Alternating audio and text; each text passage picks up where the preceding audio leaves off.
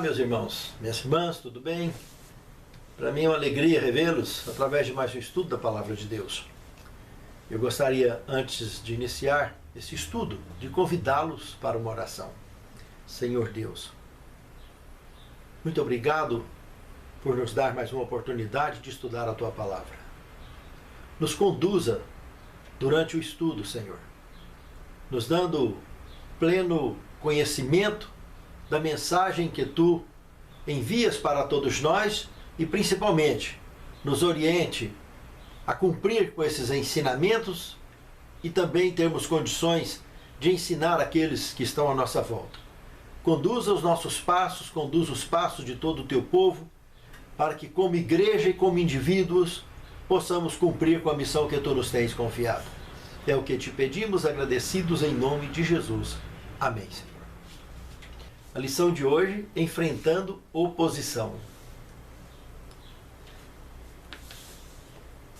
Na realidade, meus irmãos, o povo de Deus que vive neste velho mundo, desde que os nossos primeiros pais caíram, a nossa história, desde o dia em que nascemos, já colocamos os pés num tatame. Tatame é um tablado de luta. Enquanto nós respiramos nesse mundo é lutando. E como lutadores, nós não temos o privilégio de escolher adversários. Simplesmente eles surgem a todo momento e nós precisamos lutar. E só vence quem luta. Quem não luta não terá chance. Quem não luta jamais conhecerá o gosto da vitória. Só que essa luta nossa, nesse grande conflito que nós vivemos, tanto intimamente, como de um modo geral na história do planeta, é um conflito que Cristo já venceu por nós. Só que nós temos a nossa cota de enfrentamentos diários na nossa vida e precisamos vencer, juntamente com Cristo. Por isso a palavrinha fé nos conecta com essa certeza. A lição que nós estamos estudando esse trimestre não é uma lição que vem em ordem cronológica, que vem assunto sobre assunto, passo a passo, que seria bem mais fácil de compreender e muito mais, então, de explicar. Mas nós estamos trabalhando com um trimestre inteiro com lições temáticas. E quando se trabalha temas, esquece ordem cronológica. O objetivo principal, quando a lição é temática, principalmente no caso aqui da lição de Esdras, é que todos nós estejamos dispostos a, de momento algum, abrir mão da Bíblia Sagrada.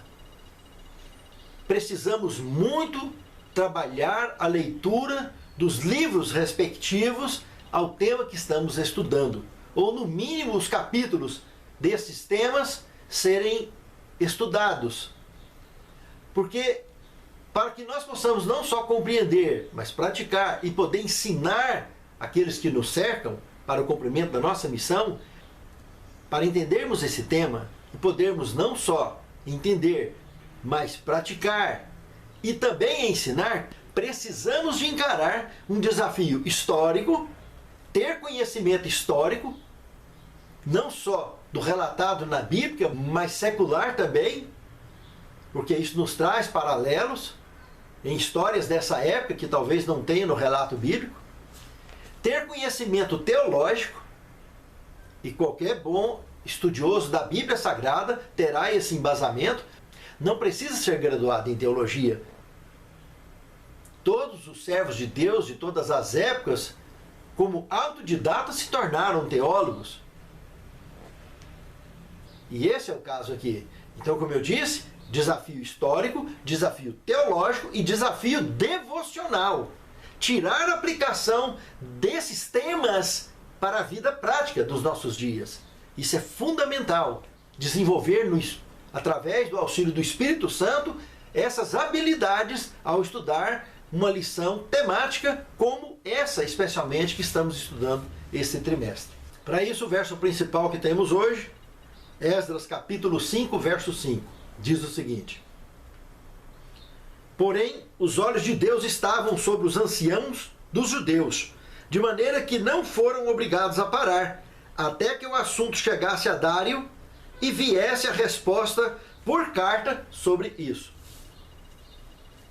Muito bem, no decorrer da semana, nós trabalharemos os detalhes, que esse verso é a coluna central do tema dessa semana. Mas quando o tema aqui abre dizendo que Deus está de olho, os olhos dele, de Deus, está aberto sobre todos os líderes do seu povo. Está de olho em todos. Irmãos, sempre esteve de olho em todos nós. Sejam membros comuns, sejam líderes, seja quem for. Todo aquele que esquece disso, que vacila quanto a isso e leve a obra de Deus de qualquer jeito. A obra de Deus não pode ser levada de qualquer jeito. Nós não podemos jamais servir a Deus do jeito que a gente acha que está certo. Porque isso nós já temos uma história muito antiga, que é a oferta de Caim. A oferta de Caim foi rejeitada e por todo o tempo em que nós vivemos nesse planeta e tentarmos servir a Deus do jeito que nós achamos que está certo, nossas ofertas, nosso serviço, toda a nossa vida não será aceita por Deus. Nossa missão não será aceita. O nome disso é incompetência, porque Deus aceita aquilo que Ele pede, o que Ele não pede, Ele não aceita. E imaginar que pode convencer a Deus do contrário, meus irmãos, isso é tolice. E nos conduzirá numa incompetência letal na nossa fé. E principalmente no exercício da nossa missão. O que está relatado aqui nesse texto bíblico foi resposta sob a liderança do profeta Ageu e do profeta Zacarias aos líderes de nações vizinhas, incluindo samaritanos, amonitas e árabes, que estavam ali em volta, aporrinhando a cabeça deles para que eles não levassem avante essa obra.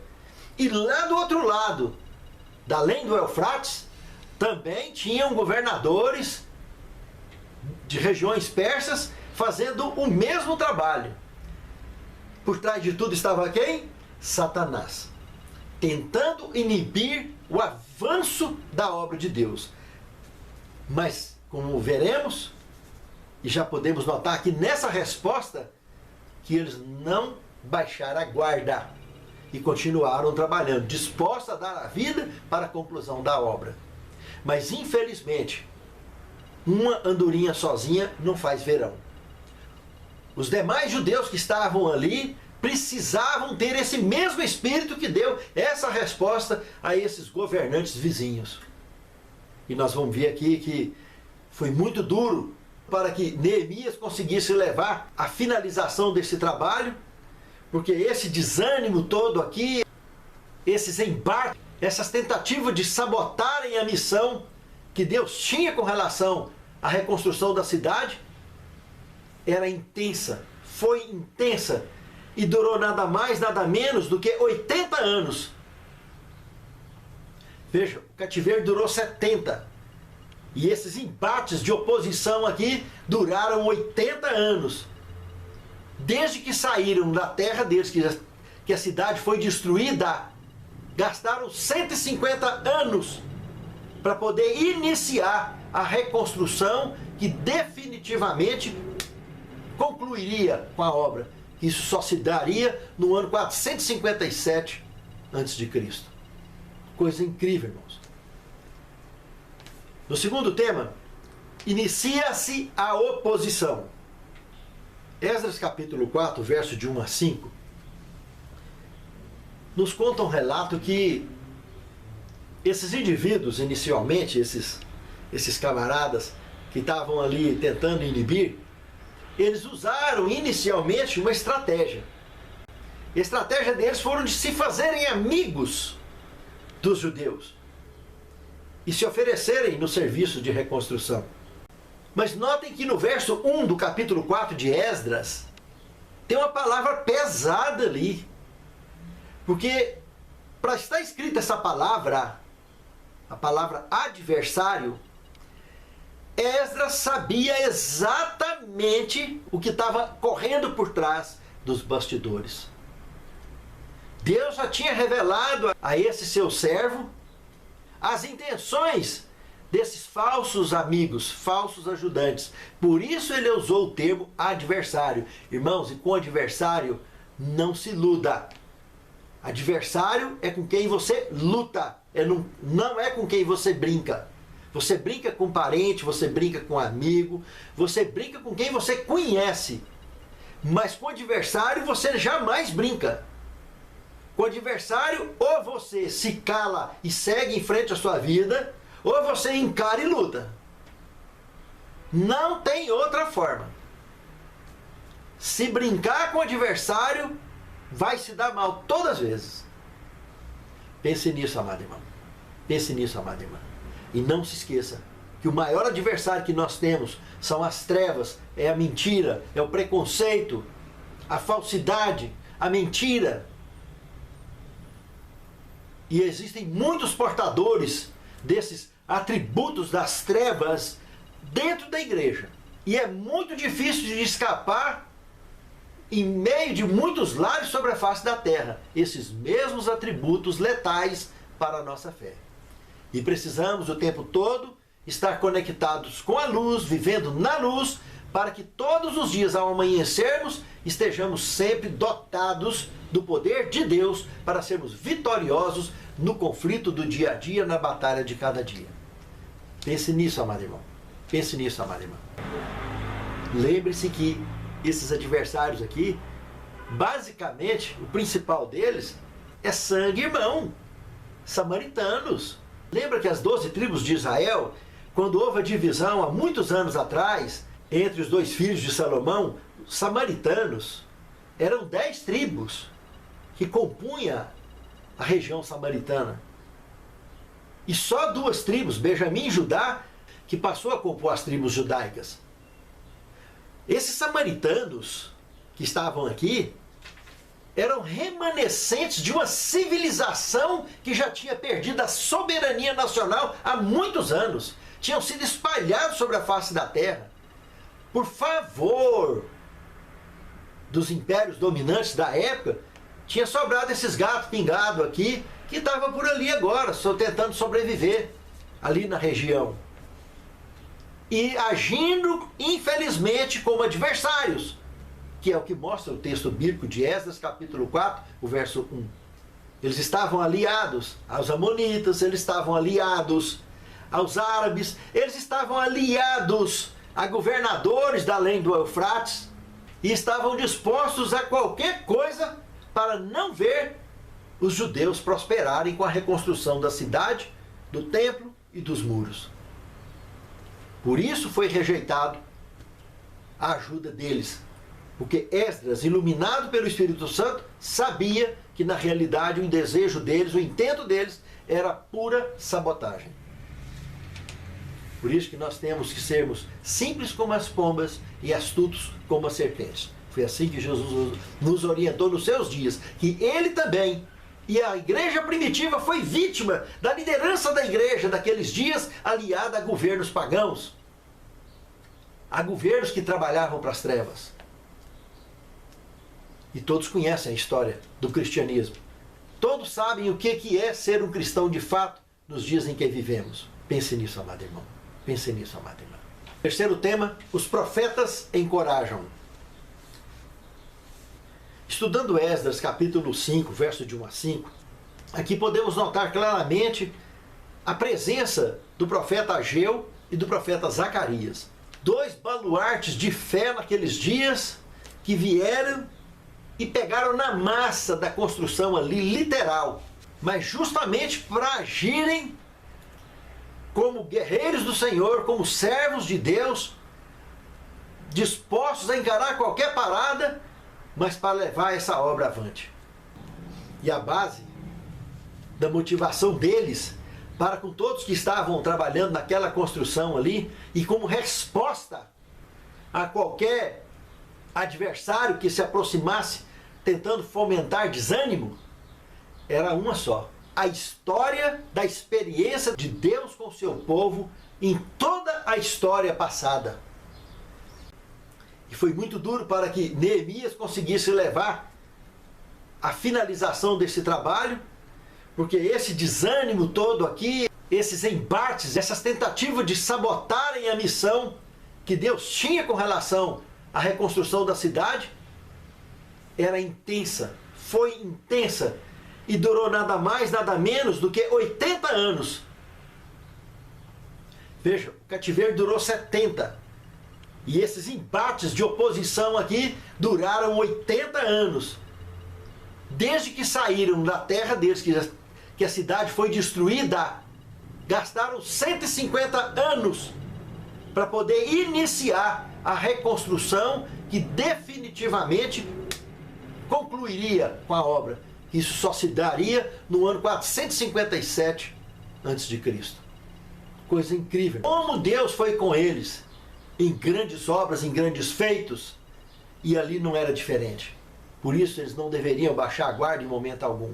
Esta foi a tecla que eles bateram o tempo todo, para serem vitoriosos e não deixar os colegas se desanimarem. Quarto tema: interrupção da obra. Estudando Esdras, capítulo 4, do verso 6 ao 24, de cara aqui nós podemos destacar 3 pontos importantíssimos. O primeiro deles, que um serva de Deus, de fato, de verdade, precisa ter sangue nos olhos. Está ligado, conectado com a luz o tempo todo.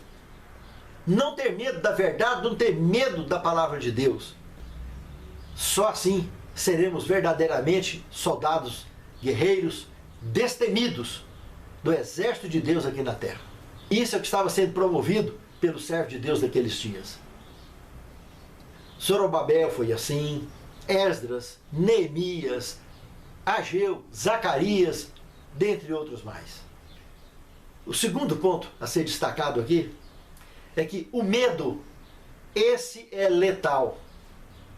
Nos conduzirá facilmente à covardia, ao desânimo, à desistência por antecipação. E só conectados com Cristo, que o sangue vai para os olhos e a coragem vem, indiscutivelmente, confiar no Senhor. Porque essa batalha não é nossa, é dele. E a maioria desses construtores, quando perceberam a situação de fato que estava acontecendo, inclusive ataques que eles sofreram nos muros que já vinham sendo reconstruídos, foram destruídos quase completamente novamente, queimados. Isso levou eles a baquearem tristemente. Até que a última operação de Neemias veio, depois desse relato que nós estamos estudando, da interrupção da obra, porque quando isso bateu nos ouvidos de Neemias lá do outro lado, ele começou uma campanha de oração. E Neemias tinha vindo com Esdras já, há muitos anos atrás, para dar início, e agora estava acontecendo isso, e a obra interrompeu. E ele lá começa uma campanha de oração e jejum, até que ele consegue definitivamente o favor definitivo para vir e colocar um ponto final nessa história. É o que nós estamos analisando. Mas infelizmente ele teve que lamentar e chorar do outro lado pela interrupção da obra, porque o povo acabou sendo assombrado pelo medo desses adversários que estavam em volta.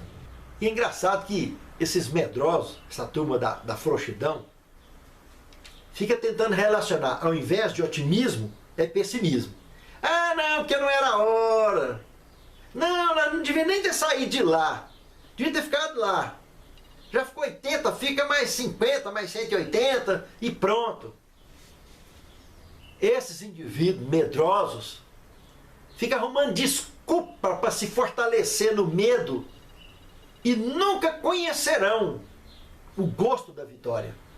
Principalmente essa vitória que Cristo já ganhou por nós. É vitória certa. As pessoas estão desistindo de nada. Porque na realidade ele não tem que fazer nada. Porque Cristo já fez por nós. É só encarar. Deus está pedindo só para que nós sejamos o instrumento na mão dele. Para ele fazer a nossa parte e vencer por nós, em nós, os nossos medos, os nossos monstros que nós criamos, dando desculpa para não cumprir com a missão que Deus nos confiou. Pense nisso, amado irmão. É muito sério esse assunto. Terceiro ponto aqui desse tema é que até aqui nesse ponto nós estamos falando de Zorobabel, que já teve por aqui. Foi com ele que iniciou essa arrancada desde o decreto de Ciro. Lá em Esdras capítulo 5, verso 14, ele também é às vezes chamado de Sesbazar, que era um outro nome atribuído também a Zorobabel. E isso é um consenso na maioria dos peritos estudiosos da Bíblia Sagrada. Já tinha passado por ele.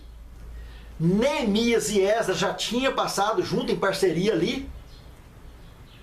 E ainda ficaria adiante, como eu disse, essa nova vinda de Neemias para encarar a batalha final, para romper com determinação o desfecho da construção definitiva de Jerusalém. Não só do templo, mas da cidade e dos muros. E passar a régua, fechar com tudo. O que se daria, com certeza, graças ao empenho desses verdadeiros servos de Deus que não baixavam a guarda. Pense nisso, amado irmão. Pense nisso, amado irmão. Nós também temos batalhas todos os dias da mesma forma. A história se repete em nossas vidas, todos os dias. Cada um tem seu campo de batalha. Mas com Cristo, jamais tombaremos, sempre venceremos, para a honra e a glória de Deus. Quinto tema, Neemias age. Aqui nós estamos falando em 444 a.C., irmãos. Aqui a campanha de Neemias, orando, suplicando a Deus, jejuando, até que finalmente, depois de muito empenho, muita dedicação, ele conseguisse o decreto definitivo para que ele pudesse vir preparado, armado até os dentes, com sangue no olho que ele tinha. E esse camarada era o descendente da tribo de Davi. Tinha sangue guerreiro vivo. E estudando o livro de Neemias, no capítulo 4, nós veremos aqui que não só ele, mas toda a equipe que estava com ele, de construtores, que ele levantou ali, todos eram uma espada numa mão e a massa de argamassa na outra, tijolo ou pedra na outra. Trabalhava com espada nas mãos. E ali não teve mole não. Muitas foram as armadilhas e as oposições contra o desempenho dessa obra, que era uma obra de Deus. E toda essa liderança vizinha, e lá também os governadores de regiões da Pérsia, ficavam o tempo todo apurrinhando em cima do grande rei da Pérsia, para que eles interpelassem, que eles paralisassem as obras. Naquela abertura lá do verso que nós tivemos, vocês viram lá, que no caso aqui era Dário. Nós estamos falando do segundo decreto. O primeiro decreto foi com Ciro. Aqui no segundo já estava eles aguardando cartas de autorização de Dario para poder prosseguir sem a perturbação desses governadores que estavam ali. A oeste do rio Eufrates tinha um tal de Tatenai, que era um governador, e Setar-Bozenar, que era o seu secretário. Esses dois viviam o tempo todo em cima de Dario, perturbando para que Dario impedisse a construção da obra. E Dario foi muito zeloso. Ele mandou ir lá na capital, fazer uma busca nos arquivos, para saber direitinho como é que foi o decreto de Ciro. E eles fizeram a busca para Dario, a pedido dele, e veio a busca plena. Ele viu em detalhes o que era para ser feito e confirmou o decreto de Ciro, simplesmente. E falou para esse governador e seus parceiros e os demais de lá: vocês saem de fora disso aí. É para ser concluída essa obra. Foi muito claro Ciro quando colocou esse decreto em evidência. E hoje eu confirmo o mesmo decreto. E agora aqui nós estamos falando de Neemias enfrentando os mesmos problemas. Irmãos, de Ciro até Artaxerxes I, já aqui então nos dias de Neemias, que daria essa finalização, nós estamos falando de 80 anos, irmãos. 80 anos. Isso aqui, meus irmãos, é ter a certeza que Deus peleja por nós. Não baixar a cabeça hora nenhuma. Aparentemente, parece que caímos, mas não caímos. Tomar uma pancada daqui, outra dali é normal em qualquer luta. Mas não desistir, porque o Senhor é conosco e não há adversário nenhum no universo inteiro que nós não podemos vencer, porque Cristo é por nós. E Ele já venceu essa batalha por nós. Pense nisso, amado irmão. Pense nisso, amado irmão. Neemias agiu e venceu. Nós também sempre venceremos. Fazendo uma grande obra. Sexto tema. Analisando Neemias capítulo 6, do verso 1 ao 13, aqui volta a visão, aqui nos dias então, de Neemias, aonde Sambalate, governador de Samaria, Gásem, árabe, e Tobias, governador amonita. Os três ali, de cima, para tentar sabotar a obra. E como eu disse, todos trabalhando com a espada na mão e a enxada na outra. Ou a colher de pedreiro na outra. Ou argamassa, ou pedra na outra. E bora para cima. Olha, se vocês têm que falar qualquer coisa, vai falar lá com Artaxerxes. Porque aqui nós temos autorização. E tem a guarnição do império nos protegendo e nos guardando, nos auxiliando, para que ninguém tente sabotar novamente. Porque se tentar, dessa vez, não vai ser escrito da mesma forma a história. Vocês já derrubaram esse muro, já atrapalhou demais essa obra aqui, agora é para ir até o final. E quantas armadilhas foram levantadas para atrair Neemias para fora dos muros da cidade e tentar matá-lo. E ele não caiu em nenhuma dessas armadilhas. Rompeu a todas, venceu a todas. Porque ele estava conectado, tinha sangue nos olhos e conectado com a luz. Não era medroso, não era frouxo. Partiu para cima. E conseguiu completar a obra, para a honra e glória de Deus. E que grande obra. Sétimo tema, a incompetência derruba impérios. Irmãos, tem um trecho aqui de Profetas e Reis, na página 644, que diz o seguinte: a oposição e o desencorajamento que os reconstrutores nos dias de Neemias tiveram que enfrentar da parte de inimigos declarados e falsos amigos são típicos da experiência dos que trabalham hoje para Deus. Cristãos são provados não somente pela ira, mas pelo desprezo e crueldade de inimigos, mas pela indolência, pela inconstância, pela frouxidão e deslealdade de pretensos amigos e auxiliares. Sabe, irmãos, desde os dias de Neemias, foi notável a sua vitória sobre a incompetência de tantos que estavam em volta dele naqueles dias. De grandes e pequenos.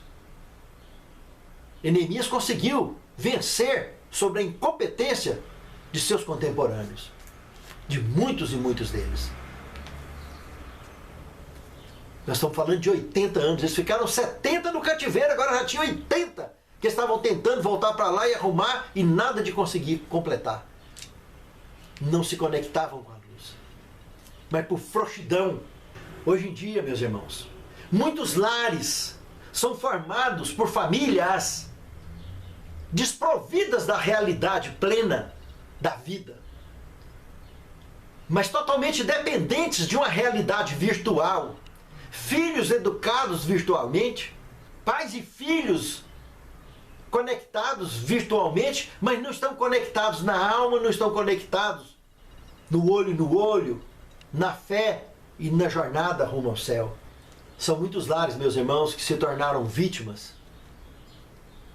dessa realidade virtual. Nós temos que sair dessa realidade virtual para vir para a realidade plena da vida, instruída pela palavra de Deus, instruído pela luz, porque nós precisamos de nos posicionarmos neste mundo, luz do mundo e sal da terra. E isso é para os nossos filhos, é dos nossos filhos para conosco, e assim desempenharemos na igreja também. Do contrário, nós estaremos formando futuros pregadores de água de batata, que não sustenta ninguém. Nós precisamos de ser homens e mulheres de fé com sangue no olho para ensinar a palavra sólida, comida sólida, para nos tornarmos pregadores que alimente o povo de Deus de nossos dias. para concluirmos como igreja, como indivíduos, com a missão que Deus tem confiado a todos nós. Santo Deus, santifica-nos na Tua palavra, porque a Tua palavra é verdade. Capacita-nos a viver o Teu poder e a Tua bênção para nos tornarmos vitoriosos na Tua causa.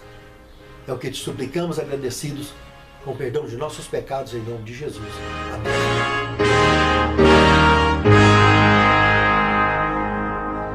Grande comandante